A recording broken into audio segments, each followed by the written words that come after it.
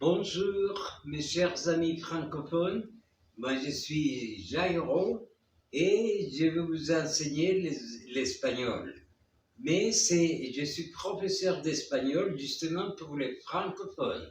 Alors bienvenue à mes cours à YouTube Vidéos. Ça serait un grand plaisir de vous avoir et que vous avanciez beaucoup dans ma langue maternelle. Bon, alors, je vais vous dire, peut-être, on va commencer de la partie la plus basique, les plus fondamentale, et donc, puis petit à petit, on va avancer. On commencera toujours avec les choses très faciles. Par exemple, je commence aujourd'hui la leçon numéro 1 avec les articles définis. Les articles définis. Et heureusement, le français ressemble beaucoup à l'espagnol. Et comme vous savez, l'origine, c'est le latin pour l'espagnol, l'italien, le français, le portugais, etc. Donc, ça ressemble beaucoup à l'espagnol, au français. Donc, nous avons comme article défini masculin singulier, elle. Voilà. Au-dessous, excusez-moi, vous trouvez en vert la prononciation. Elle, elle. Et féminin singulier, là, exactement comme en français, là. Et puis, vous avez en français, il n'y a pas de différence au pluriel avec les gendres, soit masculin ou féminin. Mais en espagnol, oui, toujours, nous avons masculin, pluriel, los. Masculin, mais, excusez-moi, féminin, pluriel, las. Alors, on commence par ici.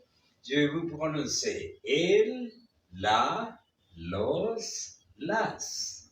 El, la, los, las. Comme vous pouvez prendre compte, le S final se prononce toujours en espagnol. Los, las. Alors, mes amis, comme on disait tout à l'heure, nous avons un nom qui est masculin, c'est arbol. Arbol, en français, c'est justement, la traduction, c'est l'arbre. Arbre. Voilà. Et nous avons un autre nom masculin, tablero, qui veut dire en français tableau. Tableau. Voilà.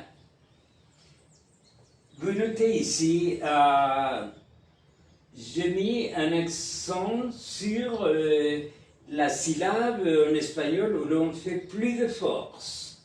Par exemple, ici, on dit arbol. On ne dit pas arbol, mais on dit arbol. Ici, la force sur la syllabe est sur la deuxième syllabe. Alors, on dira tablero. Tablero. Voilà. Maintenant, nous allons voir, voici des exemples féminins singuliers. Casa. Casa, ça veut dire en français maison. Maison. La force de la syllabe sur cette parole est à la première syllabe. Alors on dira casa. Et puis après, mesa. Mesa, ça c'est la table. La table. Et voilà, je vous répète, je dirais el árbol, el tablero, la casa, la mesa. La casa, la mesa. C'est le singulier. Pour le pluriel, on utilisera los si c'est masculin et la si c'est féminin pluriel. Et on ajoutera toujours un S.